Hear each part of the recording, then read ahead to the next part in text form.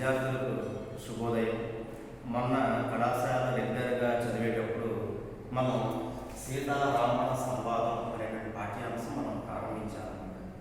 దానిలో మనం రాముడు, సీత, లక్ష్మణుడు, అలాగే రావణాసురుడు తదితరమైనటువంటి పాత్రల గురించి మనం చక్కగా అందరికి మనం వివరించాము. దానికి కంటిన్యూషన్గా మనం ఈరోజు ఒక పాఠ్యాంశానికి వచ్చేద్దాం.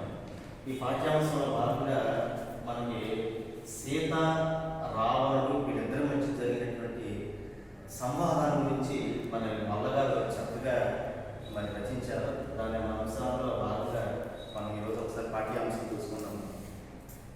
సరే, హనుమంతుడు లంకానగరం రావడం, సంపాత అనేటువంటి వృక్షం మీద కూర్చోవడం, అక్కడే దాని కింద మన అశోకవనంలో సీతాదేవి కనిపించడం, ఆ సందర్భంలో సీతాదేవి రామ రామ అంటూ మనసులో ఉచ్చరిస్తూ నిరంతరం ఆపేరే చేపిస్తూ ఉండడం గమనించి అమ్మయ్య సీతాదేవి కనిపించిందని సంతోషపడిన సందర్భంలో అదే సమయంలో రావణాసుడు తన మంది మార్గంతో మరి అశోకవనానికి రావడం, ఆ సందర్భంలో మన పాఠ్యాంశం ప్రారంభమవుతుంది.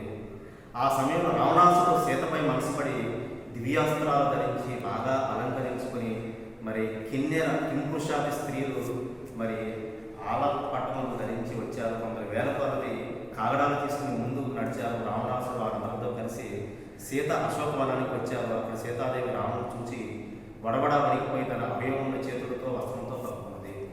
ఈ సందర్భంలో మనకి ఏంటంటే అశోకవనంలో సీతాదేవిని బంధించాడు. ఆ సమయంలో రావణాసుడు తన మంది మార్గంతో మరి బాగా చక్కగా మంచి దివ్యమైనటువంటి వస్త్రాలు ధరించుకుని మరి కింపురుష స్త్రీలు అందరూ కూడా మరి రాగా వేల కొలది కారణాలతో అశోకవనంలో ఉన్నటువంటి సీతాదేవి వద్దకు రావణాసుడు రావడం జరిగింది. ఆ సందర్భంలో రావణుడు సీతతో పలికినటువంటి పలుకులు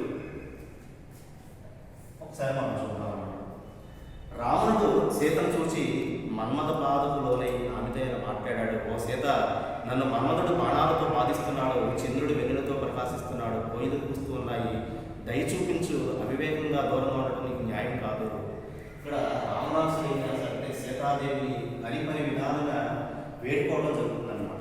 ఎందుకు నన్ను ఇలా ఇబ్బంది పెడతావు, చూడు నా యొక్క సంపద చూడు, ఐశ్వర్యం చూడు, ధన సంపద చూడు, పక్కన కింపురుషాలు ఎంతమంది ఉన్నారో చూడు. ఓ సీతాదేవి, ఆకాశంలో ఉన్నటువంటి చంద్రకిరణాలు నన్ను మరి మన్మథ బాధ కలిగిస్తున్నాయి. ఒక పక్కన చక్కగా చంద్రకాంతి ఉంది, ఒక పక్క నుంచి కోయిలలు కూస్తూ ఉన్నాయి. మరి నాకు దయ చూపించు, నన్ను ఈ విధంగా దూరంగా ఉంచడం నీకు సరైనటువంటి పద్ధతి కాదు రావణాసుడు సీతతో కలుగుతూ ఉన్నటువంటి సందర్భం అన్నమాట. అదే సమయంలో మరి రావణునికి అష్టదిక్పాలకుడు కానుకలు, రావణుడి వైభవం మరి కవి చక్కగా వర్ణించారు. ఓ సీత, ఆ ఇంట్లో కుబేరుడు పంపిన చీనీ చినాంబరములు, దేవేంద్రుడు పంపిన పారిజాత పుష్పాలు, యముడు పంపిన పరిమళ ద్రవ్యాలు, ఆదిశేషుడు పంపిన నగలు దండిగా ఉన్నాయి. నీవు చక్కగా అలంకరించుకుని నాతో మన్మథ క్రీడాసుతాను అనుభవించడం మంచిది, రాముడు వస్తాడనే ఐడియా సృష్టిపెట్టు. ఇక్కడ ఈ సందర్భంలో సీతాదేవితో రావణాసుడు మాట్లాడుతున్నమాట. ఓ సీతాదేవి, ఓ సీత, ఎందుకు నువ్వు ఒక మానవ రూపంలో ఉన్నటువంటి మనిషి ఎవరో వస్తారు ఏదో చేస్తారని ఆశపడటం ఎందుకు? నేను ఉన్నాను, ప్రత్యక్షం ఎదురుగా నేను ఎదురున్నాను.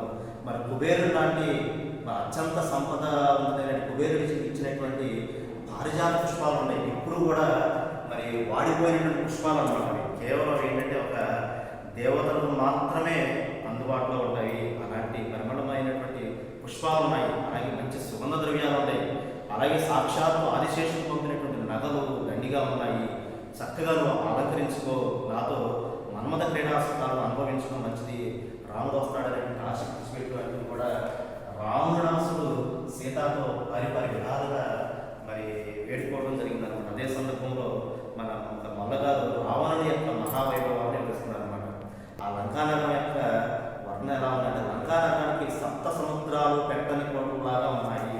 ఇంద్రాది దేవతలు కూడా వాటిని సేవిస్తున్నారు. ఇక్కడ ఏంటంటే రావణాసుడు ఏం చేశాడంటే నవగ్రహాలను ఆదిత్యాయ సోమాయ మంగళాయ బుధాయ శుక్ర శనిశ్చర రాహువే మన శ్లోకం అలా 9 మంది కూడా నవగ్రహాలను కూడా బంధించేశాడు అనమాట. దేవతలను బంధించేశాడు, బృహస్పతిని బంధించాడు. మొత్తం అందరినీ కూడా మొత్తం తన యొక్క చెప్పు చేతుల్లో పెట్టేస్తున్నాడు అనమాట. అందరూ కూడా మొత్తం కూడా ఇంద్రాది దిక్పాలు కూడా మరి నాకు వశమైపోయారు, దేవకాంతలు కూడా వశమైపోయారు. అలాగే వాళ్ళందరినీ కూడా తీసుకొచ్చి బందీలుగా ఉంచేశాడు అనమాట.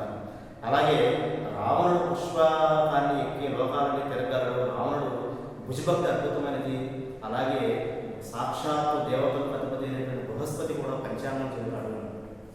అంటే ఏమిటి ఇక్కడ, రావణాసుడు మొత్తం యావత్తు ప్రపంచాన్ని అంతా కూడా జయించేసి తానే వీరున్నట్టు కూడా మరి ఆ గర్వంతో ఉన్నాడన్నమాట.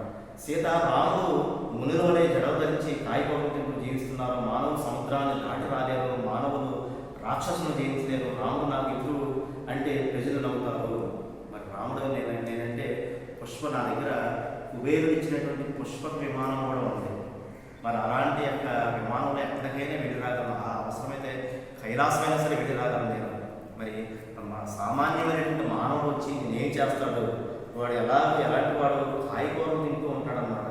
మరి అలాంటి వాడు ఎదురు పడితే ప్రజలు నవ్వుతారు. సీత, నీ కన్నులు, నీ ముఖము, నీ చేతులు, లావణ్యము దేవతా స్త్రీల వద్ద కూడా లేదు. నీకు దేవ యక్షాది కాంతులు శరీరాలు నీ వంటి సుందరులు లోకంలో మరి లేరు. కాబట్టి సీత, సిగ్గే అలంకారం భయం వదిలి నాతో మెత్తగా మాట్లాడు. బెడిసలను జయించి మరి నీ కంటి దెబ్బలు నెత్తి నా వైపు చూడు అని రావణుడు సీతను తనకు ప్రేమను ప్రకటిస్తున్నాడు అనమాట. ఏం చేస్తాడంటే ఇక్కడ సీతాదేవి మరి పదిసార్లు వేడుకుంటున్నాడన్నమాట. నేనే గొప్పవాడిని, మరి నేనేంటంటే నీ మీద పూర్తిగా వ్యామోహంలో మునిగిపోయాను. నీలాంటి యొక్క అందగత్య మరి నా దగ్గర చాలామంది ఉన్నారు. నా భార్య ఉన్న మండోదరంలో అయినా అంత సంధానం లేదు. మరి అలాగే ఎంతోమంది దేవతలు ఉన్నారు, రాక్షసులు ఉన్నారు, ప్రజలు ఉన్నారు, అందరూ కూడా ఉన్నా సరే మరి నీవంటేనే నాకు అమితమైనటువంటి ఇష్టం. నీ యొక్క సిగ్గే నాకు మరి అలంకారంగా ఉంది. అలాగే నీ సిగ్గును వదిలిపెట్టేసి అంటూ చాలా మెత్తగా కూడా మాట్లాడుతూ నా వైపు చూడు అంటూ తన ప్రేమని, తన మనసులో ఉన్నటువంటి ప్రేమని రావణాసుడు సీతతో వ్యక్తం చేస్తున్నాడు అన్నమాట. తర్వాత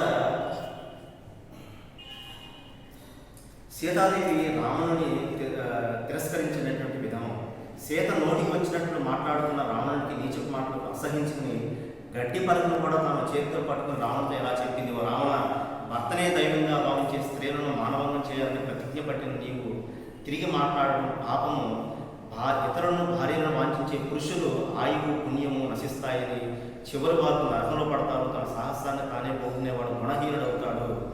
నీవు రామునితో యుద్ధం చేయలేక నన్ను దొంగిలించి తెచ్చావు. నీ చెప్పు మాటలు మాట్లాడి నీకు ధర్మం కాదు. సీతాదేవి అంటున్నాడు అన్నమాట రావణాసుడు, ఓ రావణాసుడ, నువ్వు దేవతను బంధించావు, పుష్పక విమానం, ధనధాన్య సంపద ఉంది, బృహస్పతి ఉంది, ఎంతోమంది ఉన్నారు. కానీ నువ్వు చేసినటువంటి పాపం ఏమిటి, చేసినటువంటి పని ఏమిటి? దొంగతనంగా నా భర్త అడవులకు వెళ్ళిన సందర్భంలో మాయ చేసి మారీచుడితో కలిసి నన్ను తీసుకొచ్చావు అన్నమాట దొంగతనంగా. మరి అతనితో యుద్ధం చేసి తీసుకొచ్చావా అంటూ ఏం చేసిందంట, నువ్వు ఈ గడ్డి పరపుతో సమానం అంటూ రావణాసుడు చూపించింది. అలాగే తర్వాత రావణాసుని యొక్క పరాక్రమం గురించి ఒకసారి చూద్దాం మనం. రాముడు బాలుడుగా ఉన్నప్పుడే మరి సీతాదేవి అంటున్నాడు రాముడి యొక్క గొప్పతనాన్ని వివరిస్తానంటారు. మరి చిన్న వయసులో ఉన్నప్పుడే తాటకి అనేటువంటి దాన్ని చంపాడు. అలాగే విశ్వామిత్రుని యజ్ఞ రక్షణకై చాలామంది రాక్షసులను చంపాడు. భూమిపై రాజులు తమ వేలుతో చూపలేని శివధనుసును విడిచాడు. మరి ఎవరు కూడా ఈ భూమి మీద ఎవరు కూడా చేయలేని విధంగా శివుడి యొక్క ధనసును కూడా విడిచాడు. అలాంటి పరాక్రమవంతుడు మరి ధరదూషణాది రాక్షసులను కూడా చంపాడు. మరి అలాగే తన పాదపూడితో రాతిని స్త్రీగా చేశాడు. మాయలేడిని కొలగొట్టాడు. సాక్షాత్ రాముడు విష్ణుమూర్తితో సమానము. మరి నువ్వే చూస్తావు ఈ వీరవాక్యం లేదు. నీ తలలో ఖండించైనా సరే భూతాలకు బలివేస్తాడని దండించి ఖండించడానికి రాముడు ఎలాగైనా సరే సముద్రాన్ని దాటి వస్తాడు. 2 రోజులు సహించు.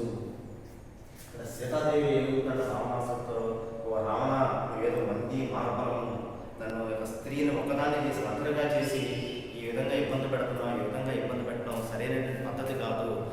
రావణుడు నా యొక్క భర్త ఏదో సందర్భంలో ఈ యొక్క సప్త సముద్రాలను దాటి వస్తాడు. ఆ సమయంలో నీ యొక్క తలను ఖండించి నీ 10 తలను కూడా తెగించి అవసరమైతే నేను చంపి నన్ను తీసుకుపెడతాడు ఓ దశకండ అంటూ సీతాదేవి చేసినట్టే రావణాసుడితో చెబుతుందన్నమాట. అదే సందర్భంలో రావణాసుడు ఎలా ఈ వాక్యాలు విన్న తర్వాత, ఈ మాటలు విన్న తర్వాత ఎలా ఉన్నాడంట, ఒక్కసారి కాలత్రాచులాగా మనకి త్రాచుపాము, మన గోధుమ త్రాచు, నల్ల త్రాచు అంటారు. పాములు అత్యంతమైనటువంటి శక్తివంతవి అనమాట. అవి నిజంగా నిజంగా కాటు వేస్తే మనిషి ప్రాణాలు సకాలంలో వైద్యం అందకపోతే మనిషి ప్రాణాలే పోతాయి అన్నమాట. అలా ఎలా అయితే కాలత్రాచు ఎలా అయితే తాచుకోమ ఎలా అయితే పైకి లేచిందో అలా సీత మాటకి ఏం చేశాడు, ఒక్కసారి కోపంతో లేచాడంట. ఆడదాని నిన్ను కొద్ది ప్రేమ చూపిస్తున్నాను, నీవు బెదిరిస్తున్నావు, నీవు మాట్లాడకుండా నీ నాలో చిల్లలు వేగిపోతే దోషము, యుద్ధానికి పాల్గొతున్న దీన్ని నరికి దయ్యాలను బలిగా వేస్తాను, లేకపోతే బలత్కారంగా చేసి దీన్ని అనుభవిస్తాను, లేకపోతే స్త్రీలను లెక్క చేయడానికి గర్వంతో నవ్వుతుంది అంటూ సీతాదేవిని విధానంగా దూషించాడు అనమాట. రావణాసుడు ఏం చేశాడు, ఓ సీత వేదలో ఆడదాలని చెప్పేసి నేను వదిలిపెడుతున్నాను, లేకపోతే నేను నా యొక్క శక్తి సామర్థ్యాలతో నేను ఏదైనా చేయగలను అని ఆ సీతాదేవితో అంటాడు. కానీ ఇక్కడ మనం విషయం చెప్పుకోవాల్సిందంటే రావణాసుడికి ఏంటంటే ఏ స్త్రీ యొక్క అనుమతి లేకుండా ఇష్టం లేకుండా కానీ వాళ్ళతో ఆ స్త్రీని కామిస్తే ఏంటంటే ఏదైనా చేయకపోతే ఏంటంటే అతని తల ఒక్కలైపోతుందని చెప్పేసి ఆ రోజున రంభ శాపం ఇచ్చిందనమాట.